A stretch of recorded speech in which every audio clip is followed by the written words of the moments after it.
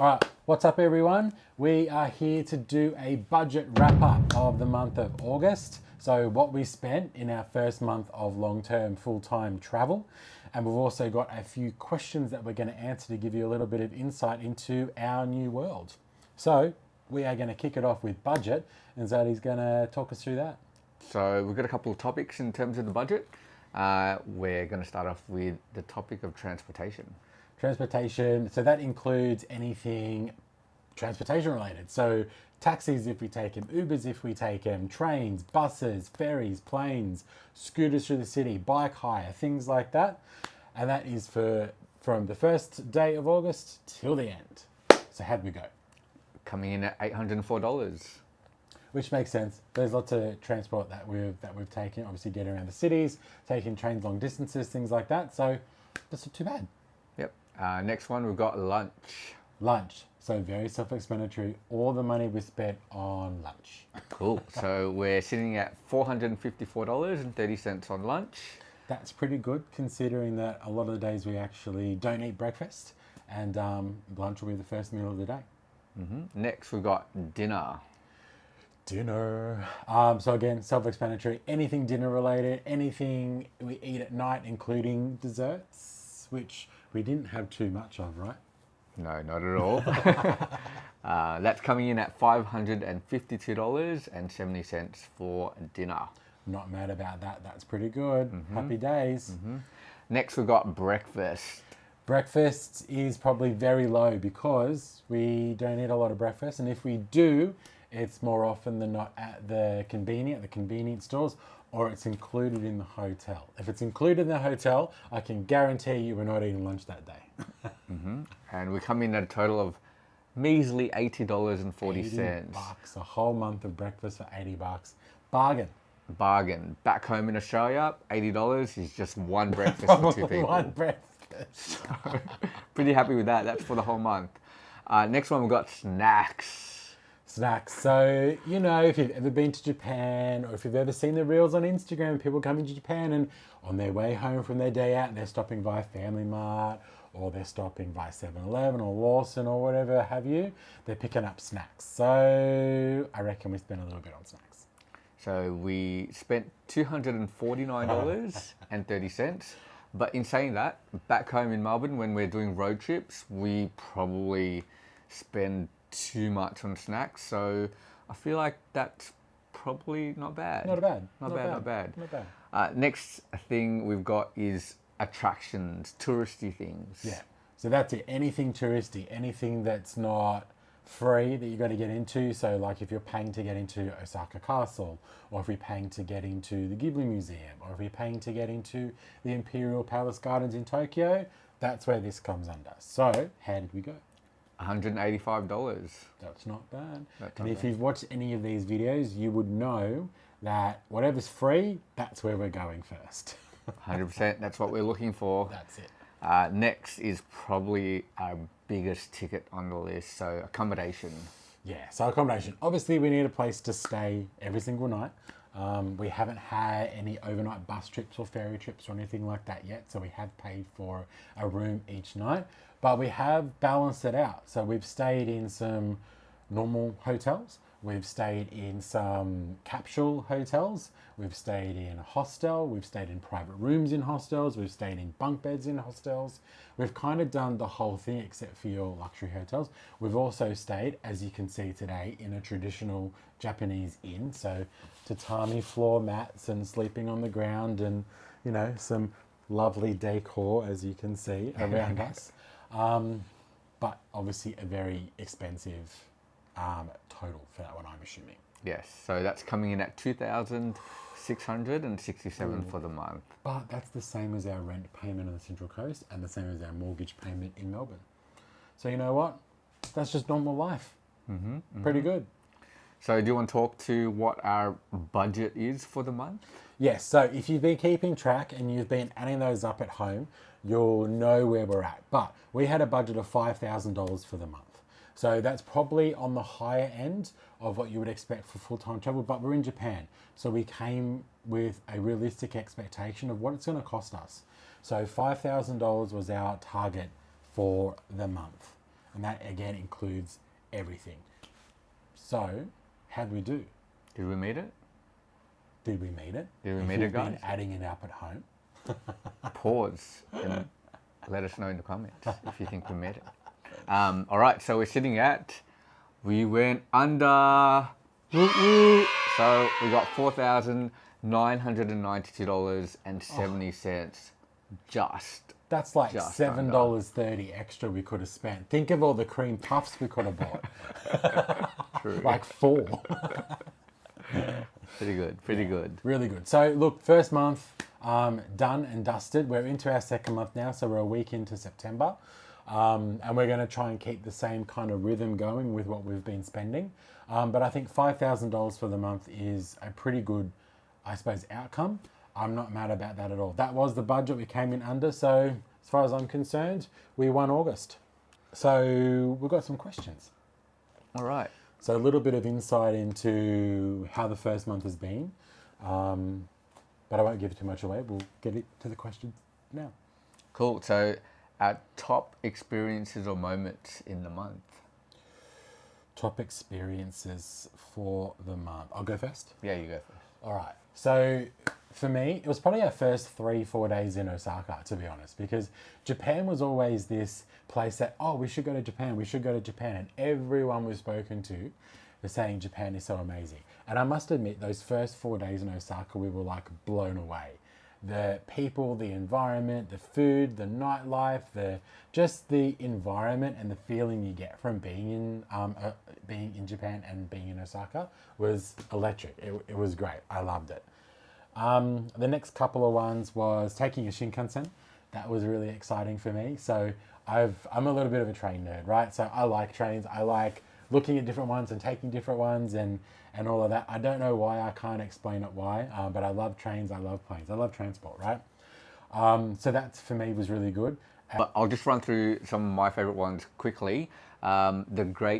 This one's a long one, guys. So the Great East Japan Earthquake and Nuclear Disaster Memorial Museum. So just the insights, the information and learnings that we got from that was amazing. And just being in that town and just being able to see the recovery process was just a great experience.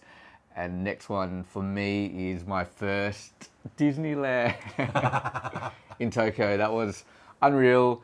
It was 12 hours of unlimited rides for me, for us. No social media, tech-free day, which was even better. Just an all-round fun day for both of us. So great first Disneyland. I want to go to all of them now. Yeah. And then together, we really, really, really enjoyed Jodogahama and the Bay area in the Iwate Prefecture. Yeah, in Miyako. So north, Miyako. obviously quite north of Tokyo, probably around 400, 500 k's away from Tokyo. On the coast, city of Miyako was fabulous. And we had a swim as well. We did. We got to swim in the water. And for friends or family watching us that know, we would swim in the beach all the time at home. So to get back in the water and to be in the ocean was such a good day. Yeah. So next on topic, we're going to talk about what our cultural insights have been for the first couple of weeks. Yeah. So interesting, right? Because every single area we've been to is slightly different. From a cultural perspective, obviously in the city, it's rush, rush, rush. It's people moving about. It's a lot of energy, a lot of noise, a lot of people around you. And then you come out to the regional areas like where we are at the moment, and it's a much slower pace of life, which again, that's pretty much global, right? You go to the more country areas, things are a bit slower. You're in the city, things are fast paced. But what I found here is that in the regional areas, people have got a lot more time for other people and also for us as travelers as well. So for me, everyone's been super welcoming and super helpful, and they really want to try to help. We also need to play a part and make sure that, we're being respectful, and we're also trying to learn the Japanese language, because if we just go in and expect everyone to speak English, I mean, what kind of people are we, right? We're not actually making the effort to understand the way of life here and the people's culture. So that's kind of my takeaway so far. Mm-hmm. I want to also mention flow. Just the country has this flow and the way that it moves. So by that I mean if you're taking escalators, there's a certain way where you line up and you just follow the flow. There's not, I don't know, it's really interesting to see, that's for sure, but it's easy to acclimatize to it, into the flow, and you can really tell if you're out of the flow. Just it causes disruptions for other people. So just I love the way that the country just moves, the transport, for instance, the flow in terms of just the mannerisms that people have, the quiet mannerisms. Yeah, it's just really, really, really interesting. Packing realities. Packing realities. There's anyone on here that is either used to traveling a lot. I must admit, I did a little bit of travel for work, so I kind of had a little bit of an insight into this. And again, we've been away on holidays that have been 4 weeks before, so we get what it's like to live out a suitcase for a slightly extended period of time. But man, it is annoying having to pack up every single couple of days, right, when you're moving about. Trying to make sure everything fits in the suitcase or fits in your backpack, and then a backpack on the suitcase and all of that, right? So it's a needful frustration. And Zelda and I were having this conversation earlier today around, do I want to be frustrated by working in an environment that I don't want to be in? Or do I want to be frustrated by packing a bag in the morning? I'll pick packing the bag any day of the week, right? But yeah, it's kind of frustrating. Yeah, every couple of days, juggling, jigsawing through your items and things. So just these little micro necessary decisions that we've got to make is definitely a packing reality. Laundry just never ends. But again, part of the adventure of what we're doing. So as what Carl said, it's choose your hard, guys. Choose your hard. Choose your hard. But in saying that, when we got here, we were washing in the basin, right? Just some socks and jocks and things like that, right? Because we weren't able to wash at the last place we were at. And our host actually came and knocked on the door because she had run the bath for us. So there's a public bath here in this hotel, and she wanted to come and tell us to go down and try it, right? And she saw we were washing, so she brought up this little washing line for us. It's out on the balcony at the moment, drying our stuff. So again, this kind of fits into the cultural thing. Like, we didn't ask for it. She saw, and she just offered us up the clothing rack, which I think was really, really nice, and a kind of testament to the way that people are here. They go out of their way to make your life a little bit easier. 100%. Just still on the topic of packing realities, is there anything that you wouldn't pack or you'd bring? What's your take? Look, I'd probably bring one less pair of shoes. I've got 2 pairs of shoes plus my Birkenstocks. I'd probably replace 2 of those pairs of shoes with like a very hip, trendy sandal. I never thought I'd want to wear a sandal, but here they're all the rage. And I think they'd be a little bit more practical. I hate wearing shoes anyway, so that would be a little bit better. And maybe one less shirt and one less pair of shorts, because I don't really need it. I kind of just recycle these Uniqlo t-shirts every few days, and my Uniqlo shorts, and they dry like that. So yeah, that's probably for me. Yeah, definitely won't be bringing these like 100% cotton. They just take forever to dry, and you need air outside to be able to dry them, because if you're drying them inside, they have that musty, damp smell. So just keep that in mind. As what Kyle said, quick drying things are just the way to go. We've learnt that. And half the clothes that we probably brought, we didn't need to as well. So when you're on the go, you can get things on the go cheaply as well. So just keep that in mind. Just bringing that extra piece of clothing means you're going to carry it on your back as weight. And, do you really need it? Probably not. And we've got a jumper and pants that we wore on the flight over here, and that's the last time we've worn them. So I probably would have realistically been cold for an hour or two in Melbourne before we left and not brought them. Yeah, Because they just take up too much space in the suitcase. 100%. All right, next thing on our list is, what have our local interactions have been like?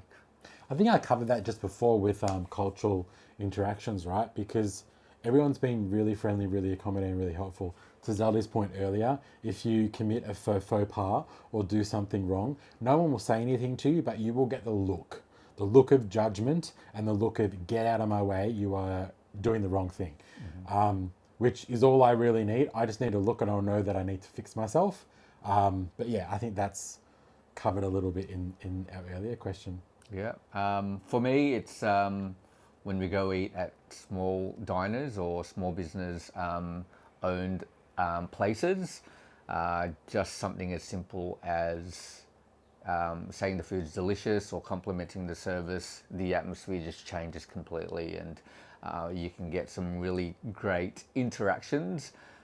Maybe not, in English, but great interactions, and you just see, the way that the owner's face lights up, just big, massive smiles and expressions. So those are the little things that just, I don't know, just mean so much for me. That's it. Like this morning, we went and ate at this cafe just down the road from here.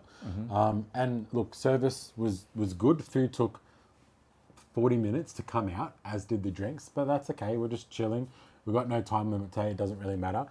I got a little bit frustrated and Zelda told me to calm down. So I did. But when we left, because the food was so good, all we had to do, to Zelda's point, was just compliment them. But we did it in Japanese. So we just say that the food was oishi, which is delicious, right? And the smiles and the thanks and the gratitude and the body language just gives you that little like, oh, cool. They appreciated that we appreciated it. Unexpected challenges. Have we had any? Yeah, absolutely. I mean, we're 6-7 weeks in a new country, right? In a country where we don't speak the language. We've made as much effort as we can to learn as much as we can in this. But again, there's something like 1,000 actual characters in the most complex language here. So it's going to be impossible to learn everything. But the language barrier is obviously a challenge, not really unexpected, but a challenge. Trying to find ways to get around sometimes is really tough. Like, pro tip, don't use Google Maps in Tokyo. It's crap. It doesn't work well. Use Apple Maps. It's much better. But there is another app that I use, and the name escapes me at the moment, so I'll just put it in a little bubble down below. But it has been my saving grace. It helped us get from Morioka to Tokyo the cheapest possible way. Not that we did it, but we had the option, right? And it's helped me get from here to Kyoto tomorrow for $80 less than taking the Shinkansen. So getting around has been a little bit of a challenge, just finding the way to get places. The food here, somewhat of a challenge. Obviously, we're going to Japan, so you're going to expect that there's going to be Japanese food everywhere, and there literally is Japanese food everywhere, in the sense that there's very little variety, particularly if you go out to the more regional areas. There's pretty much non-existent. So I think we've been able to combat that in the way that when we go to a place, we seek the places that obviously are low budget, but stuff that we really, really like to eat, because we don't love everything. And when we say don't love everything, there's probably some things that we're probably allergic to. So seafood things that we probably can't eat, and might not be, daring enough to try just from an allergy perspective. But I think we know what to look for now. I think we've learnt that. So just keep that in mind. Like, if you do want to eat, things like Guzman y Gomez or Mexican food or Italian food such as pizza, it can be really, really expensive here. So that's definitely an unexpected challenge in my sense. So what will be our, in terms of learnings, our goals for next month that we might not have focused on in this month? Being that the whole focus for us was to slow travel, I think we've fast traveled a little bit too much in the last few weeks. And look, I've put that down myself as it's really hard to slow down and stop. You're so used to going on holidays and packing so much into 2, 3, 4 weeks, whatever it may be. And it's like you've got that time pressure kind of hanging over your head. Oh, we need to get here by this date because of X, Y, Z, or we need to get here because of this flight because of blah, blah, blah. Whatever the justification is that we have, right, when we've got our annual leave. Right now, we're obviously in the position where we don't have that time pressure. I mean, we do have 90 days because that's what our visa allows us in Japan. But actually spending a little bit more time in the places we want to go. We've spent some nights in places that we've just booked because they were cheap, and then we've wasted a day or two being there. So a little bit more slowing down, a little bit more thoughtful planning in where we're going and where we're staying, and a little bit more structure around how we set ourselves up for our well-being as well. Because just because we're traveling doesn't mean we shouldn't be exercising and we shouldn't be doing things that are good for our mental health and things like that. So yeah, that for me is the focus for the coming month.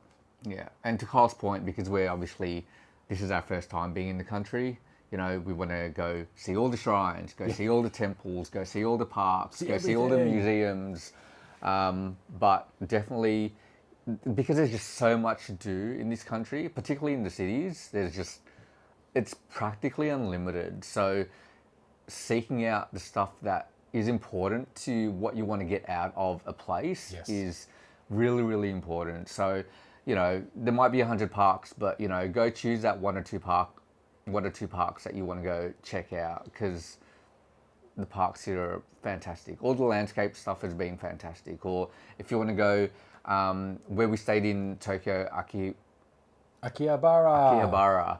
Abracadabra is what I always call it. Focused on things like anime and like gaming and stuff like that. So there's something to do for everyone. Yeah. You know, don't feel like you have to go do everything, because even if, you know, you're not interested in it, go do the things that you're actually interested in is definitely something that we're going to focus more on. Yeah. And adding more in the self-care tips and well-being, better nutrition, I suppose, in the sense that because fruit is really expensive in this country, you know, targeting the fruits that we want to eat and making sure that we have it consistently is really, really important, just from a nutrition perspective. Correct. I mean, we paid $7 for 2 apples the other day, which is not the cheapest you can get. You can get cheaper apples, but man, they were good apples. Amazing. The peaches here are amazing. Yeah. The melons, watermelons. So, yeah, proper more fruits and vegetables. Definitely something that we want to focus on in the next month or two. Yeah, exactly right. So yeah, that covers some of the questions and answers for today, this session. Any last minute thoughts for the month? No, I think if you've got anything you want to know about full-time travel, I mean, we're trying to present our life as this is our life. Like, this is what we're doing. Like, you know, sometimes we're a bit silly. If you've seen any of those reels on Instagram, you know, sometimes we get a bit, I can't be bothered, right? So ask us any questions that you'd like to. I'm going to say we're going to try to do this every single month. I'm not going to commit to that because I don't want to commit to that because I might not want to do it some months. But we want to regularly kind of feedback how we're going, what we're doing, what we're spending, things like that, to make sure that this channel is relevant and educational, but also maybe a little bit entertaining. So yeah, if you've got anything you want to know about us traveling, I mean, please drop a note in the comments, leave a question on an Instagram reel, whatever you want. Yeah, free reign. That's it. We're an open book, so Correct. That wraps up this session. That's so it. Thanks for tuning in, guys. Appreciate the support so far, and yeah, see you in the next video. Don't forget to like and subscribe. Bye.